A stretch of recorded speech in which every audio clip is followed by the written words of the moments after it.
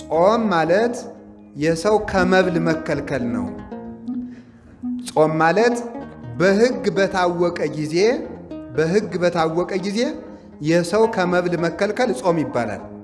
አብይ ጾም የመጀመሪያው ሳምንት እስከ 12 ሰዓት ይጾማል። 40ው ቀን እስከ 11 ሰዓት ይጾማል። ሰሙነ ሕማማት ደግሞ እስከ 13 ሰዓት ወይም እስከ ምሽት 1 ሰዓት ይጾማል።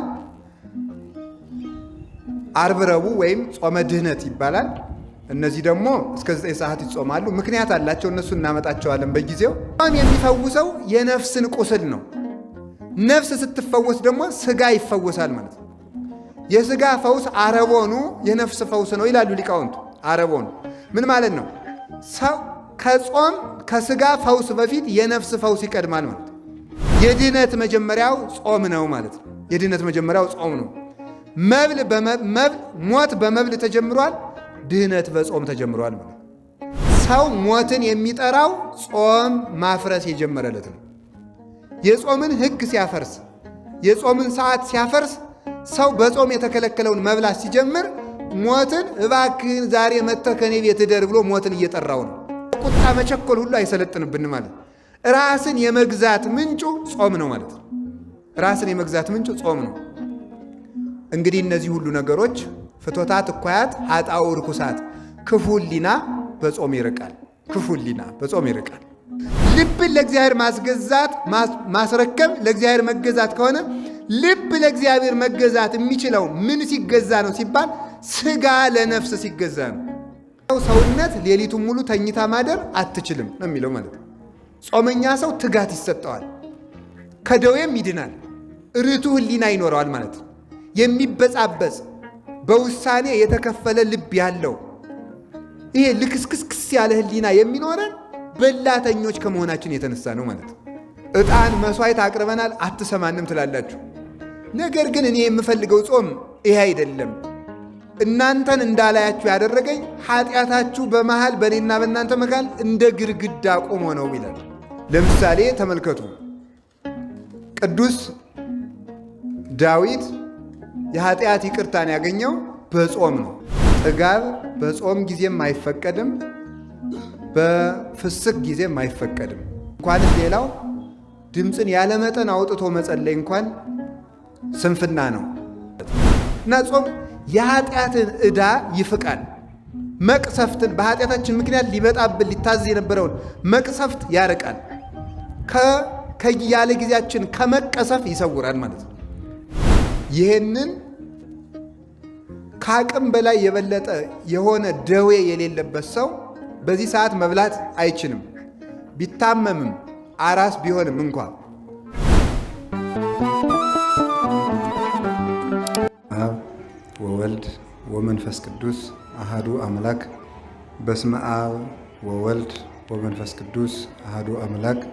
በስመ አብ ወወልድ ወመንፈስ ቅዱስ አሃዱ አምላክ። በባሕሪው ሞት በመንግሥቱ ሽረት የሌለበት ቅድመ ዓለም የነበረ ዓለምን የፈጠረ ዓለምን አሳልፎ የሚኖር የአባቶቻችን አምላክ ቅዱስ እግዚአብሔር በሀብት ስቦ በረድኤት አቅርቦ ስለሰበሰበን በቅዱስ ቤቱም እንድንኖር ስለፈቀደልን ቃሉን እንድንማርም ስለፈቀደልን ስሙ የተመሰገነ ይሁን።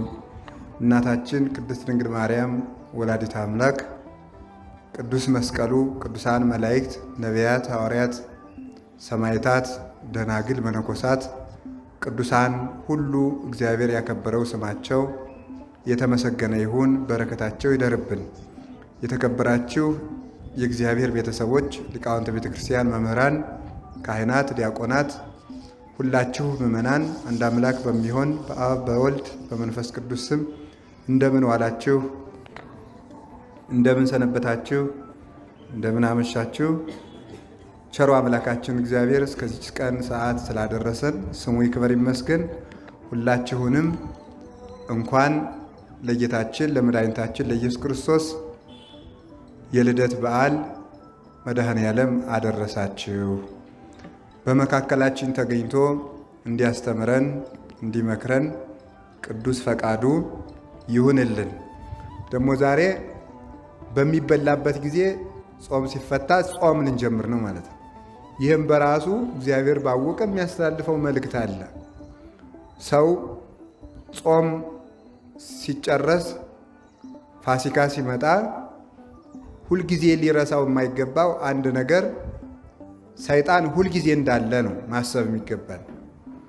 ቅዱስ መቃርስን ሰዎች በዓል በመጣ ጊዜ 2-3 ጽዋ ወይን ብንጠጣ ችግር አለውን ብለው ቢጠይቁት በበዓል ቀን ሰይጣን ከሌለ ጠጡ ብሏቸው ነበረ። ሁልጊዜም ሰይጣን አለ ማለት ነው። ሁልጊዜ ሰይጣን ካለ ሁልጊዜ ንቁ መሆን ይገባል ማለት ነው። ሁልጊዜ መትጋት ይገባል። ቅዱስ ጳውሎስ እንደተናገረ በጊዜውም ያለ ጊዜውም ጽና ብሎ የተናገረው እሱ ነው። በጾምም በፋሲካም ተመሳሳይ ርቱ የሆነ የቀና ሕይወት ሊኖረን ስለሚገባ ነው። ጥጋብ በጾም ጊዜም አይፈቀድም፣ በፍስክ ጊዜም አይፈቀድም። ልክነት፣ መጠናዊነት በየትኛውም ጊዜ ይፈቀዳል። በመጠን ኑሩ ብሎ ቅዱስ ጳውሎስ እንደነገረን በመጠን ኑሩ ብሎ እንደተነገረን ሁሉም ነገር መጠን አለው። ሲጸለይ እንኳንስ ሌላው ድምፅን ያለ መጠን አውጥቶ መጸለይ እንኳን ስንፍና ነው። ሁሉን ማር እንኳን ባገኘ ጊዜ በልክ ብላ ይላል ሰሎሞን። ስለዚህ መልካም ነገርም እንኳ ቢሆን በመጠን ነው። ዘምር በመጠን ከመ ኢይዘንግው አሃው፣ ወንድሞች እንዳይዘነጉ ስትጸልይ በመጠን ዘምር፣ ድምፅህን መጠነህ ጸልይ። የራሴን እየጸለይኩ ነው ብለህ አጠገብህ ስላለው ሰው መጨነቅ አለብህ። ድምፅን ከመጠን በላይ አውጥተህ አጠገብህ የሚጸለየውን ሰው መረበሽ የለብህም። ጋር ነገር እንበለ ምጣኔ ጋር ውእቱ፣ መጠን የሌለው ጸሎት እሱ ጩኸት ይባላል። ወለጋርኒ ይተለወ ዝንጋኤ፣ ያለ መጠን መጮህ ደግሞ መርሳትን ያመጣል፣ መዘንጋትን ያመጣል፣ ልበቢስነትን ያመጣል። ያለ መጠን መጮህ ማለት ነው። ጋርን ዝንጋኤ ይከተለዋል። ስለዚህ በመጠን ጸልይ ይላሉ። ድምፅ ስንጸልይ እንኳን ድምፅ ከመጠን በላይ እንዳናወጣ ማለት ነው። ለምሳሌ ድምፃችን ከመጠን በላይ ብናወጣው በጣም የተማርንና ቃላትን አሳክተን የምናነብና የምንጸልይ ሰዎች ከሆን አጠገባችን ያሉ ሰዎች እወቁልኝ ነው እንዴ ይላሉ ይላል ትርጓሜው። ደግሞ አንደበተ ጎልዳፋ ነገራችን ሁሉ የማይከናወንልን ጎደፍዳፋዎች ከሆን ደግሞ ለዚህ እውቀቱ ነው እንዴ እንዲህ አድርጎ አሰምቶ የሚጸልይ ይሉናል ደግሞ ማለት ነው። ለዚህ ንባቡ ነው እንዴ ስሙልኝ የሚል ነውሬን ስሙልኝ ነው ይላሉ። በሁለት ምክንያት ከመጠን በላይ ድምፅ አውጥቶ መጸለይ እንኳን ተገቢ አይደለም ማለት። ለሁሉም መጠን ልክና መጠን አለው እና ጥጋብ ክፉ ነው። ስለዚህ በጾማችንም ጊዜ በልክ መኖር አለብን ማለት ነው። እንዲያ ከሆን ስለ ጾም ስንናገር ጾም ምንድን ነው ከሚል እንጀምራለን። ጾም ምንድን ነው? የጾም ዘይቤያዊ ፍቹ ይኖራል። እንደገና ደግሞ ምስጢራዊ ወይም ግብራዊ ፍቺ አለው። ጾም በቃሉ ሲተረጎም ጾምሰ ተከልኦተ ብሲ እመብል በጊዜ ውቅ በውስተ ሕግ ይላል። ፍትሐ ነገሥት አንቀጽ 15 ላይ 318ቱ ሊቃውንት ሲናገሩ ጾም ማለት የሰው ከመብል መከልከል ነው። ጾም ማለት በሕግ በታወቀ ጊዜ የሰው ከመብል መከልከል ጾም ይባላል። ዝም ብሎ ጊዜ አይደለም። በሕግ በታወቀ ጊዜ፣ ለሁሉም ጊዜ አለው። ለምሳሌ ለጾመ ነቢያት አለው እስከ 9 ሰዓት ነው። ጾመ ገሃድ እስከ ምሽት 1 ሰዓት ነው የሚጾመው። ጾመ አብይ ጾም የመጀመሪያው ሳምንት እስከ 12 ሰዓት ይጾማል። 40ው ቀን እስከ 11 ሰዓት ይጾማል። ሰሙነ ሕማማት ደግሞ እስከ 13 ሰዓት ወይም እስከ ምሽት 1 ሰዓት ይጾማል። ዓርብ ረቡዕ ወይም ጾመ ድህነት ይባላል። እነዚህ ደግሞ እስከ 9 ሰዓት ይጾማሉ። ምክንያት አላቸው። እነሱ እናመጣቸዋለን በጊዜው። ጾመ ነነዌ እስከ 9 ሰዓት ነው። ጾመ ፍልሰታ እስከ 9 ሰዓት ይጾማሉ። ጾመ ሐዋርያትም እስከ 9 ሰዓት ይጾማል ማለት ነው። ይህንን ከአቅም በላይ የበለጠ የሆነ ደዌ የሌለበት ሰው በዚህ ሰዓት መብላት አይችልም። ቢታመምም አራስ ቢሆንም እንኳ ምን አይነት ሰው ነው ይህን ጾም መሻር የሚችለው? ምግብ መውሰድ አቁሞ ውሃ በጥጥ የሚወስድ ሰው ነው።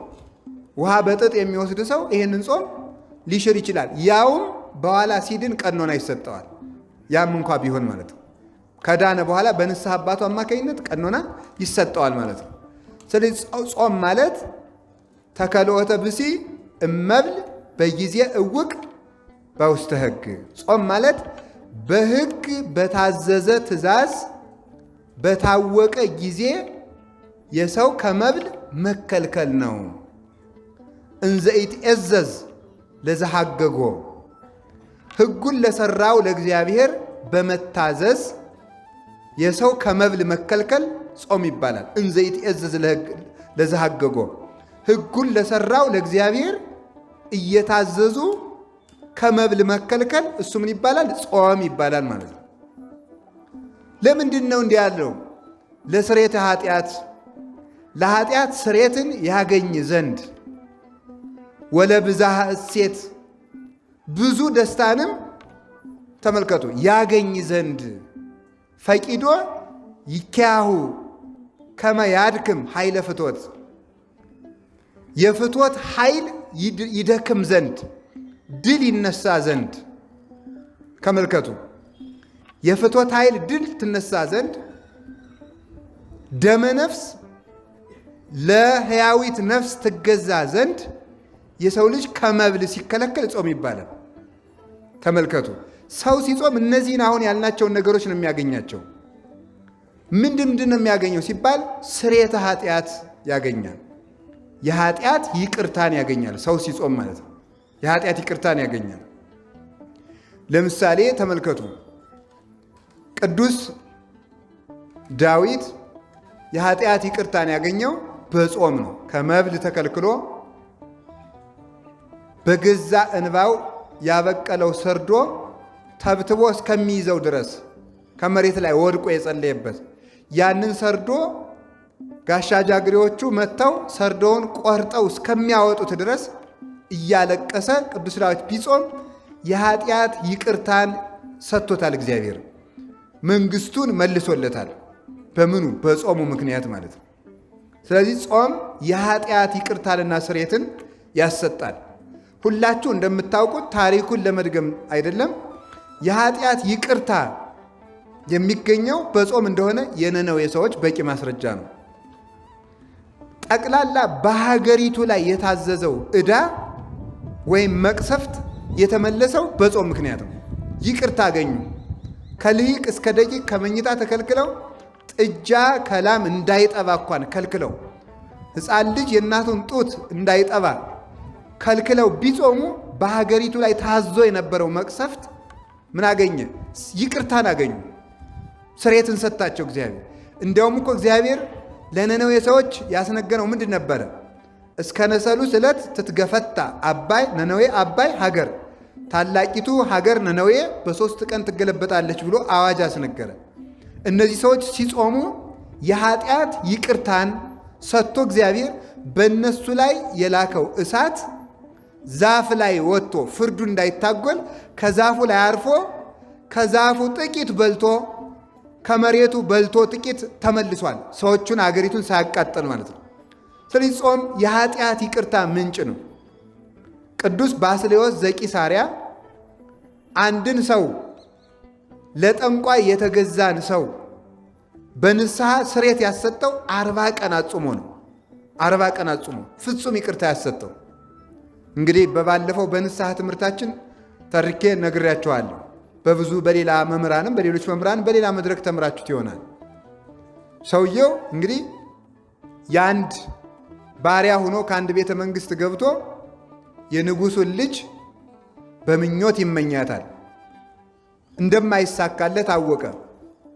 የንጉሥ ልጅ ልዕልት ናት። በቤተ መንግስት ለባርነት ተቀጥሮ ያለ ሰው የንጉሥን ልጅ እንዲያገባ አይፈቀድለትም። ስለዚህ እሱ ከአንድ ጣዖት አምላኪ ሂዶ የንጉሥ ልጅ ወድጄ ተቸግሬያለሁ ምን ላድርግ ብሎ ያማክረዋል። ሂድና እግዚአብሔርን ክጃለሁ ብለህ ደብዳቤ ጽፈህ ሰይጣንን አመልካለሁ እግዚአብሔርን ክጃለሁ ብለህ ጽፈህ ወደ ምዕራብ ዙረህ ከመቃብር አረሚ ወይም ከማያምን ሰው መቃብር ሂደህ ቁም አለው። ጥቁር ሰው መጥቶ ይቀበልሃል አለ። ከዚያ በኋላ ያንን ጽፎ ክዶ ከመቃብር አረሚ ሂዶ ያን ደብዳቤ ይዞ ቆመ። ያንን ሰውም ጥቁር ሰው መጥቶ ተቀበለው። ሰይጣን በጥቁር ሰው አምሳል ይገለጣል። እንግዲህ ጥቁር ሰው በያችሁ ቁጥር ደግሞ ሰይጣን ነው እንዳትሉሽ። በቀይ ሰው አምሳልም ሰይጣን ይገለጣል። ምንም በቀይ ሰው አምሳል ብቻ አይደለም፣ በመነኩሴ አምሳል ይመጣል። እሱ ምን አረ በዚህ አይደነቅም? እስመ ሌሊሁ ሰይጣን ይትመሰል በመላከ ብርሃን፣ ሰይጣን በብርሃን መላክም ይመሰላል ብሎ ቅዱስ ጳውሎስ ነግሮን፣ በሚካኤልም ተመስሎ ይመጣ ይችላል። የመስቀሉን ብርሃነ መስቀሉን ወይም በትረ መስቀሉን አይዘውም እንጂ የሚካኤልን አክሊል አስመስሎ የሚካኤልን ክንፍ አስመስሎም ይመጣል ሰይጣን። ችግር የለበትም። ባይታውም ይመስላል እሱ። እግዚአብሔርንም እመስላለሁ ቢል ምን ያቅተዋል? እሱ ይመስላል እግዚአብሔር ነኝም ይላል። ክርስቶስን ተመስሎ እንደሚመጣ ተጽፏል። ስለዚህ ተቀበለው። ከዚህ በኋላ ያ ሰይጣን በዚያች ሴት ልብ የዚያን ሰውዬ የዚያን ባሪያ ፍቅር በልቡናዋ አሳደረባት። ሲገባ ደረቱን ሲወጣ ባቱን እየተመለከተች በሐፀ ዝሙት ተነደፈች፣ በዝሙት ቀስት ተወጋች ይላል። ከዚህ በኋላ ዘለሽ ውደቂበት አሰኛት። እሱን ፈጽማ ወደደችው። ይሄን ልጅ ካላጋባችሁኝ ታንቄ እሞታለሁ አለች። አጋቧት ማለት ነው። በኋላ እሷ ክርስቲያን ስለሆነች አንተ ሰው ቤተ ክርስቲያን እንሂድ፣ ሌላ ጊዜ እንሄዳለን፣ እንቁረብ፣ ሌላ ጊዜ እንቆርባለን እያለ ያስቸግራታል። ሲያስቸግራት ምንድን ነው ብላ አስጨንቃ ያዘችው። የትዳር ትርጉሙ ከእግዚአብሔር ጋር መኖር ነው፣ ከዚያ ውጭ ምን ታደርግልኛለህ አለችው። አይ በነፃ ያገኘውሽ መስሎሻል? እንዲህ አድርጌ እኮ በጥንቆላ ነው ያገኘውሽ ይላታል። ነው እንግዲያማ ባስልዮስ የሚባል ታላቅ መምህር አለ አይደለ? ከሱ እንሂድ ሄደ። ከዚህ በኋላ ምን አደረገ? ከትልቅ ጉድጓድ ከትልቅ ገደል ውስጥ ቀስ አድርጎ እዚያች የምታመጣልኝ ቃል ለሂድ ማውረድ ብሎ በመሰላል አውርዶ መሰላሉን አነሳ እና 40 ቀን ገደል ውስጥ ጣለው። ትንሽ ትንሽ የሚበላት ነገር በሰርክ በዚህ ሰዓት እየሰጠ ማለት ነው። ምን አደረገ? በኋላ ሲጾም በ12ኛው ቀን ሲሄድ አጋንንት እየደበደቡኝ ነው፣ እንዴት ሆነህ አደርክ ሰነበትክ ሲለው አይ በከላይ ሆኖ በድንጋይ እየደበደቡኝ ነው። እንደገና ደግሞ በሌላኛው ጊዜ ሲሄድ አሁን እንኳን ራቅ ብዬ ድምፃቸውን እሰማለሁ። እንደገና ደግሞ በሌላ ጊዜ ሲሄድ አሁንሳ ሲለው አይ አሁንስ አንተ ታግለህ ስትጥላቸው ይታዩኛል። ከዚያ በኋላ መጀመሪያ በሌላኛው ቀን ሲሄድ ራቅ ብለው ሲሰድቡኝ ይሰማቸዋለሁ ድምፃቸውን ብቻ። መጨረሻ ላይ አንተ ትግለህ ስትጥላቸው አይ። ከዚያ በኋላ ድምፃቸው ሁሉ ጠፋ። ከዚህ በኋላ ሕዝቡን ሰብስቦ ሰውየውን 40 ቀን ካጾመ በኋላ ቅዱስ ባስልዮስ ከቤተ ክርስቲያን ሕዝቡን ሰብስቦ አንድ ወንድማችን በኃጢአት ተይዞ የዲያብሎስ እድል ፈንታ ሆኗልና ምህላን ያዝ ብሎ 400 እግዚኦታ አድርሶ ሲጨርስ ሕዝቡ እንደተሰበሰበ ያ ሰይጣን ምን አደረገ መሰላችሁ? ባስልዮስ አትዘብዝበኝ፣ አትጨቅጭቀኝ፣ እሱን ልደብዳቤው ብሎ ሰይጣንን ክጀዋለሁ፣ ሰይጣንን አመልከዋለሁ፣ ክርስቶስን ክጀዋለሁ ብሎ የፈረመበትን ደብዳቤ ሰይጣን ራሱ አምጥቶ ከሕዝብ መሃል ጣለለት። ከዚያ በኋላ ለዚያ ሰው ስርየት አሰጥቶ ደብዳቤውን ደምስሶ ቅዱስ ባስልዮስ ቅዱስ ሥጋውን ክቡር ደሙን ለዚያ ሰው ሰጠው ማለት ነው። በ40 ቀን ጾም ነው ስርየት ያሰጠው ማለት ነው። እና ጾም የኃጢአትን ዕዳ ይፍቃል። መቅሰፍትን በኃጢአታችን ምክንያት ሊመጣብን ሊታዘዝ የነበረውን መቅሰፍት ያርቃል። ያለ ጊዜያችን ከመቀሰፍ ይሰውራል ማለት ነው። ቅስፈትን ያርቃል። የኃጢአት ይቅርታን ያሰጣል። የኃጢአታችን ይቅር ሲባል የኃጢአት ስርየት ጥቅሙ ምንድን ነው ስትሉ ከእግዚአብሔር ጋር ማኖሩ ነው። እግዚአብሔር ባህሪው ንጹሕ ስለሆነ በረከሰ ቦታና በረከሰ ሰውነት አድሮ አይኖርም። በረከሰ ቦታና በረከሰ ሰውነት አድሮ ስለማይኖር ኃጢአት ባለበት እግዚአብሔር የለም። ስለዚህ ኃጢአታችን ሲፋቅ የምናገኘው ትልቁ ጸጋ ማን ነው? እግዚአብሔርን ራሱን ነው። እግዚአብሔር ያን ጊዜ መጥቶ ይዋሃዳናል ማለት። እግዚአብሔር ከሰው ጋር እንዳይኖር የሚያደርገው ምንድን ነው ካላችሁኝ፣ ኃጢአት ነው። ትንቢተ ኢሳይያስ ምዕራፍ 55 ላይ ሲናገር እናንተ የእስራኤል ሰዎች ጾመናል አልሰማህንም ትላላችሁ፣ ጸልየናል አልሰማህንም ትላላችሁ፣ ሰግደናል አልሰማህንም ትላላችሁ፣ ዕጣን መሥዋዕት አቅርበናል አትሰማንም ትላላችሁ። ነገር ግን እኔ የምፈልገው ጾም ይሄ አይደለም። እናንተን እንዳላያችሁ ያደረገኝ ኃጢአታችሁ በመሃል በእኔና በእናንተ መካከል እንደ ግድግዳ ቆሞ ነው ይላል። ትንቢተ ኤርምያስ ምዕራፍ 3 ላይ ሲናገር እናታችሁን ያሰናበትኩበት የፍቺ ደብዳቤ ወዴት አለ ይላል። እናታችሁን የፈታሁበት፣ እናታችሁ የሚላቸው ለቤተ እስራኤል መቅደስን ኦሪትን ነው፣ ለእኛ ቤተ ክርስቲያንን ነው። እናታችሁን የፈታሁበት የፍቺ ደብዳቤ ወዴት ነው? እናንተስ ልጆቼ እኔስ አባታችሁ አይደላችሁምን? ነገር ግን ኃጢአታችሁ ከእናንተ ጋር እንዳልኖር መሃል ላይ እንደ ግድግዳ ተጋረደብኝ ይላል። ያንን የኃጢአት ግድግዳ የኃጢአት ግንብ የሚያፈርሰው ስርየተ ኃጢአት ነው። ስርየተ ኃጢአትን የሚያሰጠው አንዱ ማን ነው? ጾም ነው። ስለዚህ ሰው ሲጾም የኃጢአት ይቅርታ ያገኛል። የኃጢአት ይቅርታ ሲሰጥ ሊያጥር የነበረ የሕዝብ ዕድሜ፣ ሊፈርስ የነበረ ሀገር ይታነጻል። ሊያጥር የነበረ ዕድሜ ይቀጠላል። የተለየን እግዚአብሔር ከእኛ ጋር ይሆናል። ጸጋ እግዚአብሔርም ይታዘዛል። ስንጾም ስርየት እናገኛለን። ስርየት ስናገኝ እግዚአብሔር ከእኛ ጋር ይሆናል። እግዚአብሔር ከእኛ ጋር ሲሆን ከሀገርም ከሕዝብም ርቆ የነበረ ረድኤት ይመጣል። ዝናብ በጊዜው ይመጣል። ደመናት በጊዜው ይመላለሳሉ። ነፋሳት በጊዜያቸው ይነፍሳሉ። ቀላያትም በጊዜያቸው ይፈሳሉ። ምድርም የዘሩባትን ታበቅላለች። ሰማይም ዝናም ለክረምት ጠል ለመከር ይሰጣል ማለት ነው። የተባረኩ ልጆች ይወለዳሉ። ትውልድ ይባረካል። የኃጢአት ስርየት የሚገኘው አንዱ በጾም ነው። ስለዚህ ስርየተ ኃጢአት ለማግኘት አይነተኛው መድኃኒት ጾም ነው ማለት ነው። ጾመን የኃጢአት ይቅርታ እንድናገኝ አምላክ ቅዱሳን ይርዳን። ጾም ምን እንደሆነ እያያችሁ ነው። ሁለተኛው ተመልከቱ፣ ብዝሃ ሐሴትን ደስታን ይሰጣል። ጾም ደስታን ያጎናጽፋል፣ ሐሴትን ይሰጣል ማለት ነው። መብል ሐዘንን ትካዝን ያበጣል። ለምን ሲባል መብል ባለበት ፈትው አለ። ባለፈው እንደተነጋገር ነው እንጨት በጨመርን ቁጥር እሳት እንደሚነደው መብል በጨመርን ቁጥር ፍትወት በሰውነት ይቀሰቀሳል፣ ይሰለጥናል ማለት ነው። ስለዚህ ያን ጊዜ ደግሞ ፍትወት ሲያድርብን ትካዜ ያድርብናል፣ ሐዘን ይሰለጥናል፣ ጸጋን እናጣለን ማለት ነው። ጸጋን ስናጣ ሐዘን ይከተላል። ወደ አዳምና ወደ ሔዋን ተመልሳችሁ አዳምና ሔዋን ባልበሉበት ወቅት ደስተኞች ነበሩ። ሲበሉ ጸጋቸው ተገፈፈ።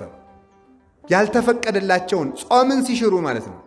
ጾምን ሲሽሩ አባቶቻችን በለስን በብዙ ጎዳና ነው የተረጎሟት። ሔዋንና አዳም ቆርጠው የበሏት በለስ ዕውቀት ተብላ ትተረጎማለች፣ ሕግ ተብላ ትተረጎማለች፣ ፍቅር ተብላ ትተረጎማለች፣ ጾም ተብላ ትተረጎማለች። እነዚህ ሁሉ ነገሮች ነው በለስ ተብለው የሚተረጎሙ።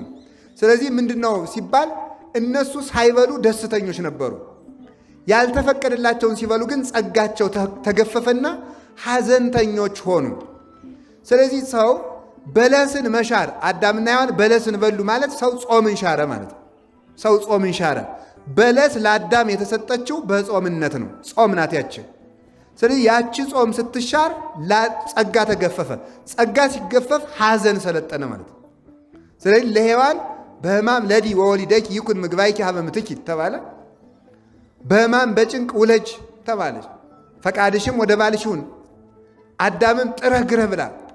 ልፋት፣ ድካም፣ ስራ፣ ፍቶት፣ ደዌ እንዲህ ያለው ነገር ሁሉ የሚሰለጥነው ጾምን በመሻር ነው። ደዌ ደግሞ የሚርቀው በአንጻሩ ውጣ ውረድ የሚርቀው ምንም የማያተርፉበት ድካም የሚርቀው ትንሽ ሰርቶ ብዙ በረከት ማግኘት የሚመጣው ከጾም የተነሳ ነው።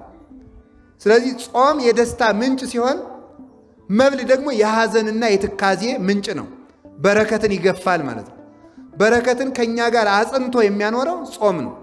ሰው በጾመ ቁጥር በረከት እየተጨመረለት ኃይል እየተጨመረለት ይሄዳል ማለት ነው።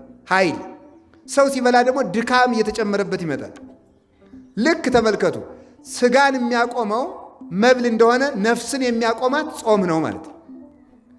ሰው ሳይበላ 7 ቀን ቢቆም እንደሚደክመው ሁሉ ሰው ሳይጾም ደግሞ ብዙ ዘመናትን ባሳለፈ መጠን ነፍሱ እየደከመች ትሄዳለች ማለት ነው።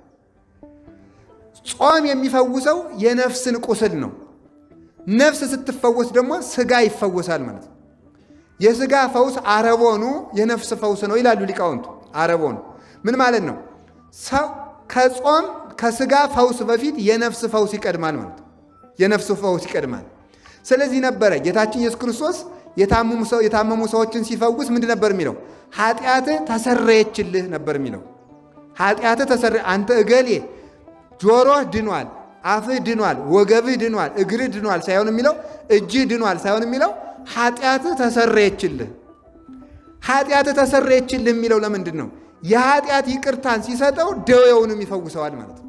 ደዌውንም ይፈውሰዋል። ስለዚህ ተመልከቱ፣ ጾም ትፈውስ ቁስለ ነፍስ ያለው ቅዱስ ያሬድ ለዚህ ነው። ጾም የነፍስን ቁስል ትፈውሳለች ይላል። ነፍስ ሲፈወስ የሥጋ በሽታም ይርቃል፣ የሥጋ ደዌም ይርቃል። ስለዚህ ደስታን ይሰጥናል ማለት ነው። የተገፈፈ ጸጋ ይመለሳል። ጸጋን የሚመልሰው ጾም ነው። ጸጋን የሚገፈው ደግሞ መብል ነው። ስለዚህ ጾም የደስታ ምንጭ ነው፣ መብል ደግሞ የሐዘን ምንጭ ነው። አዳም ከበላ ጀምሮ ሐዘን መጣበት። ለምን ስትባሉ ፍቶታት እኮያት ኃጣው ርኩሳትን ሰብስቦ ኦሪት ዘፍጥረት ምዕራፍ 3 ቁጥር 17 ሲናገር እሾህና አሜከላ ይብቀልብህ ብሎታል። ምድር በአንተ ምክንያት እሾህና አሜከላን ታብቅልብህ። ተመልከቱ፣ ምድር በአንተ ምክንያት እሾህና አሜከላን ታብቅልብህ ያለው ምንድን ነው? ሁለት ነገር ነው የሚተረጎሙ። 3 ይቅር በሉ። አንደኛ በቁሙ ምድር በቁሙ ምድር፣ ሁለተኛ ስጋ፣ ሶስተኛ ህሊና። እነዚህ ሶስቱ ናቸው ምድር ተብለው የተጠሩ። አዳም ሆይ ያልተፈቀደልህን ዛፍ ስለበላ እንግዲህ ተመልከቱ፣ ምድር እሾህ ታብቅልብህ። በለስ ለእኛ ምንድናት ነው ያልኳችሁ ቅድም? ጾም ናት ብያቸዋለሁ። ለአዳም እግዚአብሔር በለስን የጾመው የሰጠው በጾምነት ነው። አትብላ ሲለው ጾምን እየሰራለት ነው። ስለዚህ ጾም መቼ የተሰጠ ነው ስትሉ፣ ጾም ተፈጥሯዊነት ነው። ስንፈጠር የተሰጠን ነው። ሰው በመሆናችን ከተሰጡን ጸጋዎች አንዱ ጾም ነው። ለመጀመሪያው ፍጡር ለመጀመሪያው ሰው መጀመሪያ እግዚአብሔር የሰጠው ጾም ስለሆነ ነው። የመጀመሪያው ሀብታችን መብል አይደለም። የመጀመሪያው ሀብታችን ጾም ነው። ስለዚህ አዳም የመጀመሪያ ሕጉ ጾም ነው።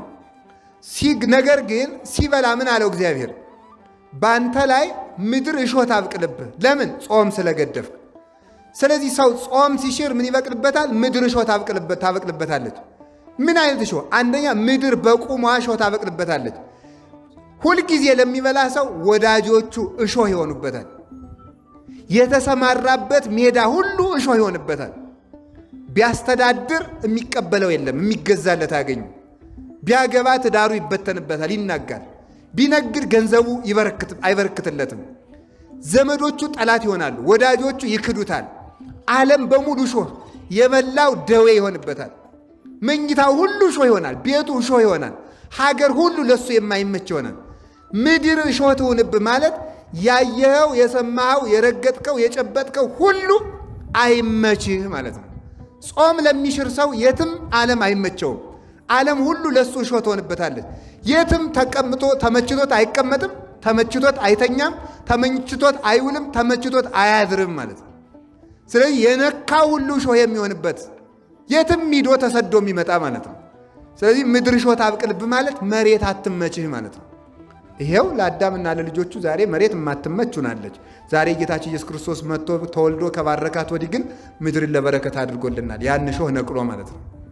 ሁለተኛ ደግሞ ምድር እሾህ ታብቅልብህ የተባለ ስጋህ በሽታ ያብቅልብህ ማለት ነው።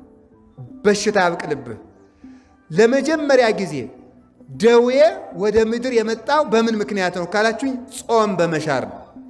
በሽታን ወደዚህ ዓለም ያመጣው ምንድን ነው ካላችሁኝ፣ ጾምን መሻር፣ በለስን መብላት ነው። ጾም ስንሽር ደዌ በዚህ ወደዚህ ዓለም መጣ ማለት ነው። አሁን ሳይንሶችም ሰምተዋል አይደል? ሰምታችኋል አይደል? ሰው ቢያንስ እስከ ስንት ሰዓት መጾም አለበት ብለዋል። ጾም አሁን ለካንሰር መድኃኒት አይነተኛ ፈውስ ነው።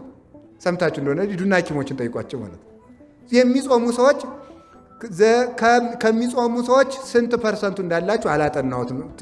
ፐርሰንቱን ረስቼዋለሁ፣ ወሬ ሰምቼ ስለሆነ ማለት ነው፣ ሐኪም ስላልሆነ። ከፍተኛ ከካንሰር ጤና የሆኑ ሰዎች ጾመኛ ሰዎች ናቸው። ስለዚህ የሚበልስ አሁን ኮሌስትሮል የሚባል በሽታ ታውቃላችሁ አይደል? ምንድን የሚያመጣው? እሱን መብላት እኮ ነው። 24 ሰዓት መብላት ማለት ነው። ስለዚህ ጾም ጤናን ይሰጣል፣ የጤና ምንጭ ነው። አሁን ወደ ነፍሱ ሳንሄድ ነው ወደ መንግሥተ ሰማያት ምናምን እሱን ተውትና በምድር ጤነኛ ሆኖ ለመኖር በራሱ ጾም ነው፣ መብል ነው በሽታን ያመጣብን ማለት ነው።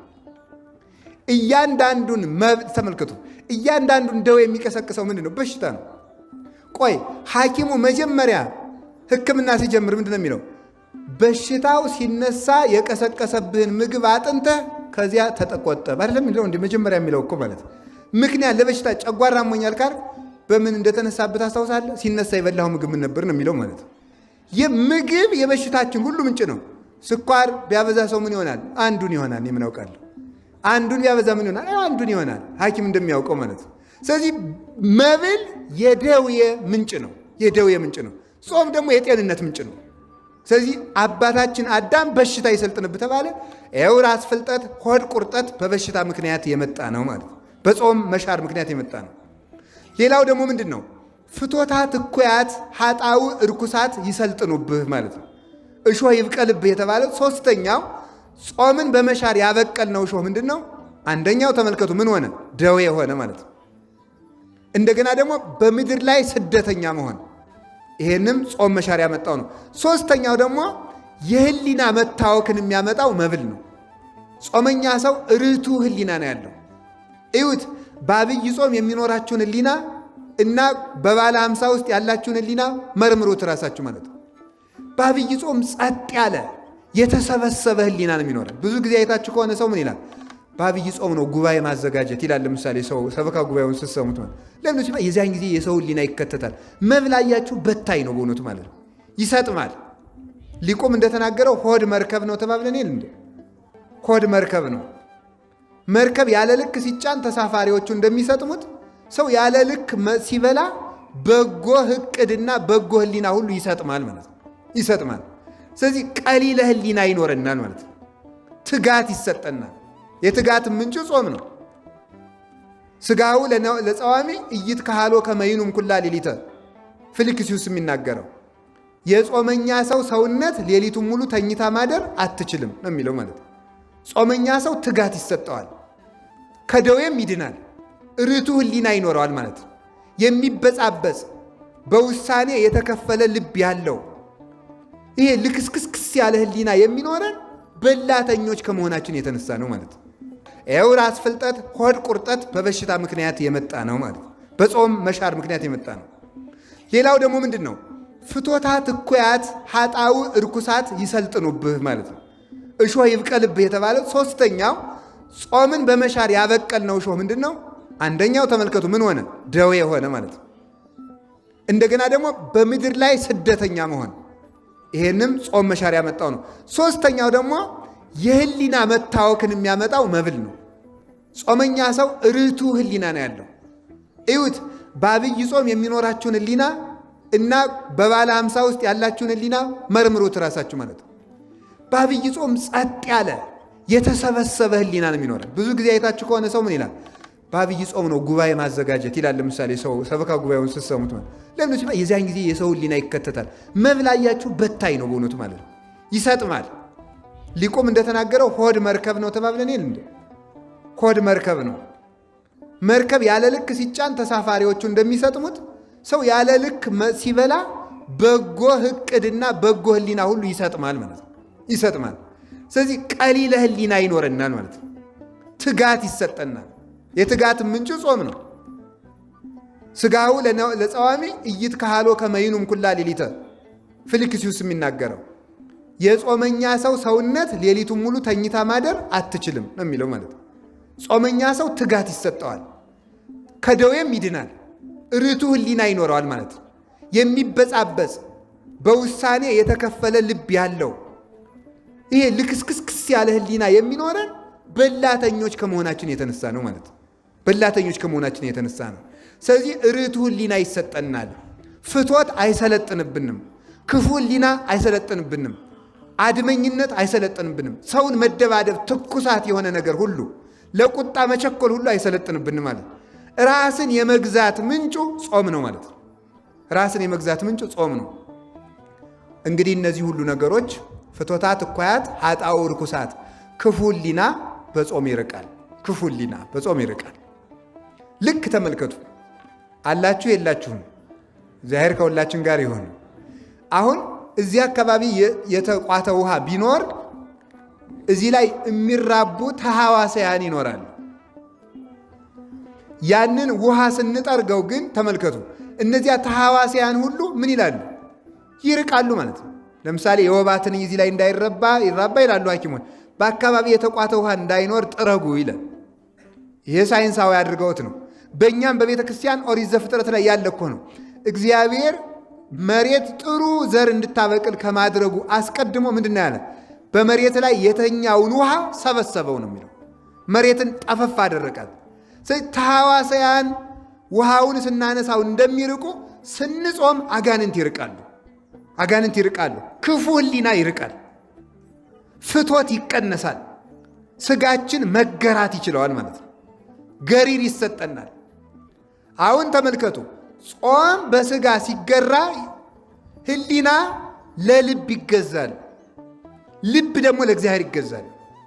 ተመልከቱ፣ አሁን በቤተ ክርስቲያናችን ስርዓት የመጀመሪያው በዐቢይ ጾም የመጀመሪያው እሁድ ተቀነዩ ይባላል። ቅዱስ ያሬድ ነው ስም ያወጣለት። ተቀነዩ ለእግዚአብሔር በፍርሃት ወተሐሰዩ ሎቱ በረአድ የሚለውን የማሕሌት ባለሙያዎች የድጓ መምህራን በጾመ ድጓቸው ይህንን ያንቆረቁሩታል። የመጀመሪያው ጾም መግቢያ ምን ይባል? ተቀነዩ። እንግዲህ ለእግዚአብሔር ተገዙ ይላል። ለምንድን ነው የመጀመሪያው እሁድ ተገዙ የተባለ? ተቀነዩ ተብሎ አከለክሙ መዋዕል ዘሃለፈ ዘተቀነይክሙ ለግእዘ ሥጋክሙ፣ ለሥጋ ፈቃዳችሁ የተገዛችሁበት ጊዜ ይበቃል ይላል ቅዱስ ያሬድ። ለሥጋ ፈቃዳችሁ የተገዛችሁበት ጊዜ ይበቃል። አሁን ለእግዚአብሔር በፍርሃት ተገዙ። ለምንድን ነው ጾም ሲመጣ ለእግዚአብሔር ተገዙ የሚባለው? ለእግዚአብሔር መገዛት ማለት እግዚአብሔርን በልብ ማምለክ፣ ልብን ለእግዚአብሔር ማስረከብ ነው። ልብ ብላችሁ ስሙ። ልብን ለእግዚአብሔር ማስረከብ ለእግዚአብሔር መገዛት ከሆነ ልብ ለእግዚአብሔር መገዛት የሚችለው ምን ሲገዛ ነው ሲባል ሥጋ ለነፍስ ሲገዛ ነው። ሥጋ ለነፍስ መገዛት የሚችለው ምንድን ነው? ሲጾም ነው። አያችሁ፣ ገሪር ይገኛል ማለት። ሥጋን መቆጣጠር የሚቻለው በጾም ነው። በእውነት ማለት ነው። ሥጋን መቆጣጠር የሚቻለው በጾም ነው። ሰውነታችን መግዛት የምንችልባቸው ሁለት መሰረታዊ ነገሮች አሉ። አንደኛው ጾም ነው። ሁለተኛው አፍን መግራት ነው። ንግግርን መቆጠብ ነው። ፈረስ በልጓም እንደሚሰበሰበው ሰውነቱን መግዛት የሚችለው በምንድን ነው ካላችሁኝ፣ አንደበቱን በመቆጠብ ነው። አንደበት እሳት ነው ብሎ ያዕቆብ የተናገረው ለዚያ ነው። እሳት ከአንድ ቦታ ተነስታ ከተማውን ሁሉ እንደምታቃጥለው አንደበት ላይ እዚች አፍ ውስጥ እየነደደች መላውን ሀገር ተብሎ የሚጠራው ሰውነታችን ነው። ለምሳሌ እዚህ አካባቢ አንድ እሳት ቢቃጠል ዝም ብለን ካየነው መላ ከተማው ጎንደር ሊያቃጥል ይችላል። ሰውነታችሁን እንደ ሀገር ቁጠሩት። እንደ ሀገር ከቆጠር ነው አንድ ቦታ የጫርናት እሳት መላ ሀገር እንደምታቃጥለው አፋችን ውስጥ የምትነደው አንደበታችን መላ ሰውነታችን በሙሉ ታነደዋለች በኃጢአት ማለት። መብልም እንደሱ ነው ማለት ነው። ስለዚህ መብል ስንቀንስ ሥጋ ለነፍስ መገዛት ይችላል። ራስን የመግዛት እግዚአብሔርን የማምለክ ምንጩ ጾም ነው ማለት ነው። ራስን የመግዛትና እግዚአብሔር የማምለክ ምንጩ ጾመኛ ሰው በእውነቱ ከዝሙት መቆጠብ ይችላል፣ ከስድብ መቆጠብ ይችላል፣ ከመግደል መቆጠብ ይችላል፣ ከመደንፋት፣ ከኩራት፣ ከትዕቢት፣ ከማን አለብኝነት እኔ እበልጣለሁ ከማለት ከዚህ ሁሉ የሚሰበስበን ጾም ነው። ስለዚህ ጾም የዚህ ሁሉ ምልክት ነው ማለት ነው። አላችሁን? የላችሁም? እግዚአብሔር ከሁላችን ጋር ይሁን። ሌላው ጾም የፍቅር ምልክት ነው። ጾም የፍቅር ምልክት ነው። እንዴት ነው ጾም የፍቅር ምልክት የሚሆነው? አሁንም ወስዳችሁ ወደ አዳምና ወደ ሔዋን ነው ወስዳችሁ። እግዚአብሔር አዳምን መጀመሪያ ፈጥሮ ከዚህ እንጨት እንዳትበላ ያለው ለምንድን ነው? እግዚአብሔር እኮ በገነት አዳምን ከከለከለው እጽዋት ለአዳም የፈቀደው እጽዋት ይበዛል ነው በመጽሐፍ ቅዱስ የተነገረ። እግዚአብሔር ለአዳም በጣም ብዙ ሺህ እጽዋትን ሰጥቶ አንድ እንጨት ብቻ ከለከለው። ለምንድን ነው ተብሎ ሲነገር ያችን እንጨት የማይበላት አዳም እግዚአብሔርን በመውደዱ ምክንያት ነው። ያችን እንጨት ሲበላ ግን ከእግዚአብሔር ይልቅ ይችን እንጨት እመርጣለሁ ማለት ነው። በመብል ምክንያት ከእግዚአብሔር ጋር ተጣላ ማለት ነው። እግዚአብሔርን መናቅ፣ እግዚአብሔርን አለማክበር፣ እግዚአብሔርን መጥላት ነው ያችን መብላት። ምክንያቱም እኔን ማክበርክን የማውቀው ይችን በለስ ካልበላህ ነው። እኔን መውደድክን የማውቀው ይችን በለስ ካልበላህ ነው ብሎ ነው እግዚአብሔር ያችን እንጨት የሰጠው። ሲበላ ናቀኝ ብሎ አንተንም ንቄሃለሁ፣ አጋንንት እንዲሳለቁብህ፣ በመንጸፈ ደይን እንድትወድቅ፣ በግራ አጋንንት እንድትጠቀጠቅ አረጋለሁ። አንተ እኔን በአንዲት እንጨት እንዳላከበርከኝ እኔም አንተን ሰማይና ምድርን የምትገዛ የሰማይ አዕዋፍን የምድር አራዊትን እንድትገዛ የፍጥረት ንጉሥ አርጌ ሾሜ ነበር። አሁን ግን ንቄ የአጋንንት መሳለቂያ አረግሃለሁ አለው እግዚአብሔር። ስለዚህ ተመልከቱ፣ ጾም እግዚአብሔርን የማክበር ምልክት ነው። ጾም እግዚአብሔርን የመውደድ ምልክት ነው። በጾም ጊዜ ግን የጾም ሰዓትን ሽሮ እንጀራ መብላት ማለት ከእግዚአብሔር ይልቅ ይህ እንጀራ ይሻለኛል ማለት ነው። ከእግዚአብሔር ይልቅ ይህ መጠጥ ይሻለኛል ማለት ነው። እግዚአብሔርና መብል ለውድድር ቀርበውልን መብልን መምረጣችን ማለት ነው። ጾምን መሻር ማለት እንደሱ ነው። ስለዚህ የፍቅር ምልክት ነው። እግዚአብሔርን የመውደድ ምልክት ስለሆነ ጾም እንዲያው ነው ተሰጥቷል ማለት ነው። አሁን ባለፈው ነግሬያችኋለሁ፣ ትዝ ይላችሁ እንደሆነ ስለ ንስሐ ስንማር ኃጢአት ምን እንዳመጣ ስንነጋገር ነግሬያችኋለሁ። የአዳም አካል በሞት እንዲፈርስ የተፈረደበት እሱ የእግዚአብሔርን ፍቅር ስላፈረሰ ነው ብያችኋለሁ አይደለም እንዴ? በንስሐ ስንማማር ለነገሩ በዚህ ዘመን አይደል ያልሰማው እየሄደ እየሰማው እየመጣ ነው መሰል ትምህርቱ አይደል? ባለፈው የነበረው ሰው የለም ይመስለኛል አብዛኛው። ትኖሩም እንደሆነ አላውቅም። ብዙ ሰው ግን አዲስ ፊት ነው የሚታየኝ ማለት ነው። ጥሩ ነው፣ እናንተንም ያጽናችሁ። እነሱንም ደግሞ ሌላ ቤተክርስቲያን ሄደው ይሆናል ሊሳለሙ፣ ባሉበት ያጽናቸው። አሜን በሉ እንጂ። አዎ። ስለዚህ ተመልከቱ፣ የአዳም አካል የፈረሰው እሱ የእግዚአብሔርን ፍቅር ሲያፈርስ ነው። የእግዚአብሔርን ፍቅር አፍርሶ አንዲት እንጨት ሲበላ እግዚአብሔር ደግሞ እንግዲያማ አንተ የኔን ፍቅር ካፈረስክ እኔም ያንተን አካል በሞት አፈርሰዋለሁ እና አፈረሰው። መሬት ነበርክ እንደ መሬት ፍረስ አለው፣ አፈረሰው ማለት ነው። ስለዚህ አዳም እንዲሞት የተደረገው በምን ምክንያት ነው ካላችሁ፣ ጾምን በመሻር ነው። የእግዚአብሔርን ፍቅር በማፍረስ ነው። የእግዚአብሔርን ፍቅር ሲያፈርስ የእሱ አካል በሞት ፈረሰ። አዳም የእግዚአብሔርን ፍቅር በምን አፈረሰ ስትሉ፣ ጾምን በመሻር ነው። ዛሬ ሰዎች ሁሉ የሚቀሰፉበት ምክንያት ጾም ስለፈረሰ ነው። የእግዚአብሔርን ፍቅር ስላፈረስን ነው። የእግዚአብሔር ፍቅር ከሚፈርስባቸው መንገዶች አንዱ ጾሙን መሻር ነው። መጾም ደግሞ እግዚአብሔርን የመውደድ ምልክት ነው። ለዚህ ነው መድኃኔ ዓለም ስራ ሲጀምር በጾም የጀመረበት ምክንያት። አዳም ሲሞት በመብል ምክንያት ሞት እንደጀመረ መድኃኔ ዓለም የሕይወት ትምህርትን ከመጀመሩ በፊት በጾም ጀመረ ማለት። በመብል ምክንያት የተጀመረውን ሞት በጾም ማፍረስ ለመጀመር ክርስቶስ ምን አደረገ? በጾም ስራውን ጀመረ ማለት ነው። ስለዚህ ጾምን ጾሞ የጀመረበት ምክንያት አዳም በመብል ምክንያት ያመጣውን ሞት ለማፍረስ ነው። ለምሳሌ ጌታችን የጾመው ስንት ቀን ነው? 40 ቀን ነው። 40ን ተመልከቱ። ስታካፍሉት ለ5 ስታካፍሉት ምን ይደርሰዋል? 8 4 የሥጋ ጠባይ ያለን 5 የነፍስ 8ቱን ቀን ለመካስ ነው። 8ቱን ቀን ለእሳት ጠባይ፣ 8ቱን ቀን ለውሃ ጠባይ፣ 8ቱን ቀን ለነፋስ ጠባይ፣ 8ቱን ቀን ለመሬት ጠባይ፣ 8ቱን ቀን ለነፍስ ጠባይ 8 ቀን ካሰና ያንን ተስገብግበን በልተን በመጎምጀት ያመጣነውን ሞት አፈረሰልን ማለት። እንደገና ደግሞ ይተረጉሙታል አባቶቻችን 10 ለአራቱ ባህሪያት 10 ፍጹም ነው፣ 10 ፍጹም ነው። 40 ቀን የጾመው 10ዋን ቀን ካሳ ለማድረግ ነው። ስለዚህ ክርስቶስ ለእኛ ካሰልን፣ ክርስቶስ የእኛ ቤዛችን ነው የምንለው አንዱ የካሰልን በመብል ያመጣነውን ዕዳ በጾም ስለካሰልን ነው። የድህነት መጀመሪያው ጾም ነው ማለት ነው። የድህነት መጀመሪያው ጾም ነው። ሞት በመብል ተጀምሯል፣ ድህነት በጾም ተጀምሯል ማለት ነው። ሞት የተጀመረው በሆድ ነው። ሕይወት የተጀመረው በጾም ነው። ይህንን ለማድረግ ነው። እንዲያውም ጌታ እንዲህ ብሏል እኮ ኦሪት ዘፍጥረት ምዕራፍ 2 ቁጥር 17 ላይ ተመልከቱ። እስመ በጊዜ ትበሉ እምኔሁ ይላል። ተመልከቱ። አሚሃ ሞተ ትመውቱ፣ ከዚህ እንጨት በበላችሁ ቀን ትሞታላችሁ። ኦሪት ዘፍጥረት ምዕራፍ 2 ቁጥር 17 ላይ ከዚህ እንጨት በበላችሁ ቀን ትሞታላችሁ። ሰው ሞትን የሚጠራው ጾም ማፍረስ የጀመረለት ነው። የጾምን ሕግ ሲያፈርስ፣ የጾምን ሰዓት ሲያፈርስ፣ ሰው በጾም የተከለከለውን መብላት ሲጀምር ሞትን እባክህን ዛሬ መጥተህ ከኔ ቤት እደር ብሎ ሞትን እየጠራው ነው። ሰው ሞትን መጥራት የሚጀምረው ጾም በማፍረስ ነው። ስለዚህ በበላችሁ ቀን ትሞታላችሁ። እስቲ ሁላችሁ ምዕመናን ይህን ቃል ተናገሩት። በበላችሁ ቀን በሉ። ምን ትላላችሁ ነው ያለው? ትሞታላችሁ። ሰው መሞት የሚጀምረው መብላት ሲጀምር ነው። ያለ ሰዓት መብላት ሲጀምር መሞት እየጀመረ ነው። ዓርብ ረቡዕን ቀንሷት በ7 ሰዓት ብሉ በ5 ሰዓት ብሉ ሲያሰኛችሁ ሞት እየጀመርኩ ነው ማለት አለባችሁ። ያለ ጊዜያችሁ መብላት ስትጀምሩ ሞት እየጀማመረኝ ነው ማለት አለባችሁ። ሕይወት የሚጀመረው በመብል ነው።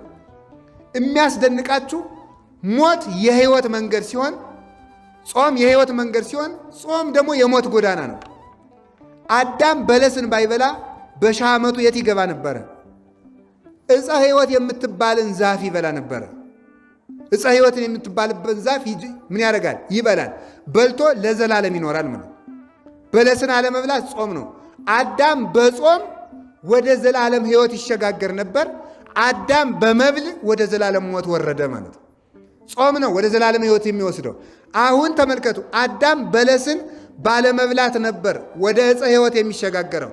አሁን መድኃኔ ዓለም ደግሞ ምን አደረገ? ሞትን የሕይወት መንገድ ሲያደርገው ከመቁረባችሁ አስቀድሞ 18 ሰዓት ጹሙ አለ።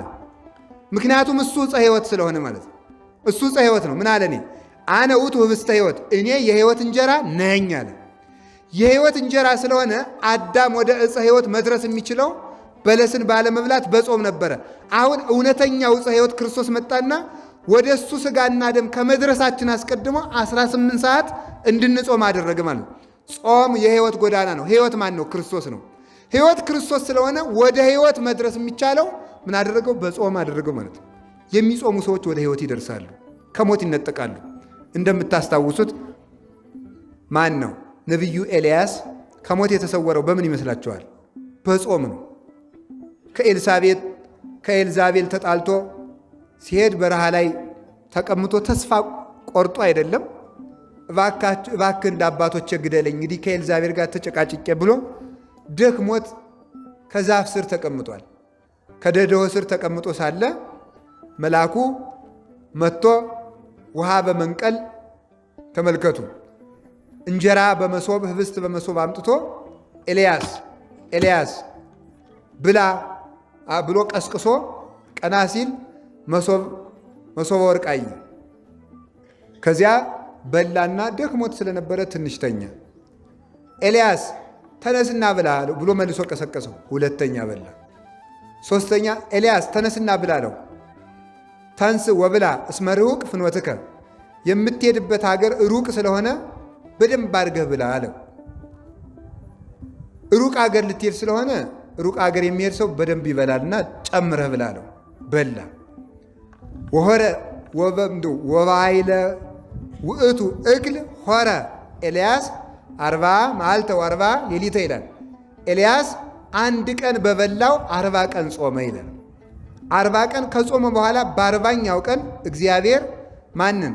ኤልያስን በእሳት ሰረገላ ነጠቀና ወዴት ወሰደው? ወደ ብሔረ ሕያዋን ሄደ ማለት ነው። ስለዚህ ኤልያስ እስከ ዛሬ ድረስ ሞትን ሳይቀምስ አለ ማለት ነው። ጾም የሕይወት ጎዳና ነው የሚባለው በምድር ከመሰከሩልን መካከል አንዱ ኤልያስ ነው። 40 ቀን ጾሞ ከሞት ተሰወረ ማለት ነው። ጾም ከሞት ይሰውራል፣ ወደ ሕይወት ያደርሳል ማለት ነው። ስለዚህ ያለ ጊዜም መሞትን የሚያርቀው ዕድሜ እንዳይቀነስ የሚያደርገው እግዚአብሔር ከአዳም በኋላ ዕድሜን ነው የቀነሰ። አንዱ አዳም 1000 ዓመት ኖሮ ነበር መንግሥተ ሰማያት የሚገባው። ኃጢአት ሲሰራ 930 ዓመት ብቻ ኖሮ ሞተ። 70 ዓመት ተረፈች። ያችን የተረፈችውን ዕድሜ እግዚአብሔር ለአዳም ልጆች ሰጣቸው። ከዚህ የተነሳ የሰው ዕድሜው ቢበዛ 70 ወይም 80 ሆነ ወፈድፋዶንሰ ምላ ጻማ ወህማም። ከዚያ የተረፈው ግን የድካም ዘመን ተብሏል። 120 140 ቢኖር ሰው የጻማ የድካም የመሰልቸት ጊዜ ተብሎ ተነግሯል ማለት ነው። ስለዚህ እግዚአብሔር ዕድሜን አሳጥሯል። ዕድሜን ከአዳም በኋላ ከተነሱን ጸጋዎች አንዱ የዕድሜ በረከት ነው። እያጠረ ከዚህ በኋላ ከአዳም እያጠረ መጣ። መጨረሻ ላይ ደግሞ ሰዎች ኃጢአት ሲጨምሩ እያጠረ 120 ዘመን በያዕቆብ ጊዜ ሆነ። ከዚያ በኋላ ግን ረጅም ጊዜ የኖረ ሰው የለም። እያጠረ መጣ። ሰዎች ኃጢአት እየጨመሩ ሲመጡ ዕድሜ በምድር ላይ እያጠረ መጣ። ልክ ተመልከቱ፣ እግዚአብሔር በኃጢአት ዕድሜን እንዳሳጠረ እግዚአብሔር በጾም ዕድሜን እንደሚያስረዝም በኤልያስ አየን፣ በሄኖክ አየን። ሄኖክ ባለ ትዳር ነው። በልቶ ጠጥቶ ነበር የሚኖር። ስለዚህ ምን አደረገ ሄኖክ? አይ እንዲህ አለ፣ እግዚአብሔርን ማገልገል ከሴት ርቆ ንጽ ጠብቆ ከመብል ከመጠጥ ተለይቶ ነው ብሎ ጾመ። በገነት ጓሮ ወድቆ ጾመ ሄኖክ። ከዚያ በኋላ እግዚአብሔር ሰወረው። ኢተረክበ ሄኖክ ይላል። ሄኖክ አልተገኘም ይላል ቅዱስ ጳውሎስ ዕብራውያን 11 ላይ እስመ ከበቶ እግዚአብሔር ሰውሮታልና።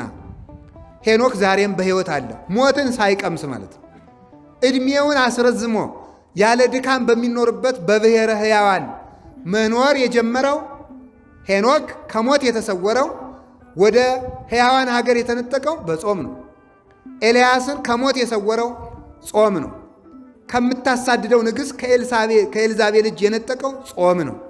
ጾም ከጠላት እጅ ያድናል፣ ከሞት ይሰውራል፣ ወደ ሕይወት ጎዳና ያደርሳል። ወደ ህብስተ ሕይወት ኢየሱስ ክርስቶስ ወደ ዕፀ ሕይወት ኢየሱስ ክርስቶስ የሚያደርሰው ጾም ነው።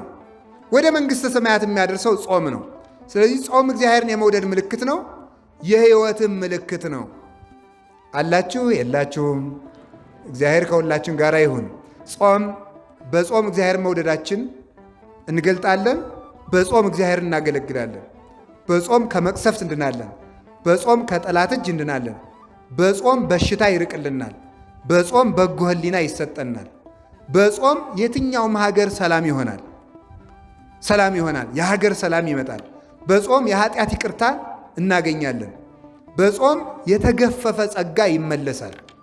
እነዚህ ሁሉ ጸጋዎች የምናገኘው በጾም አማካኝነት ነው። ለዛሬ ይበቃናል። ወስብሐት ለእግዚአብሔር።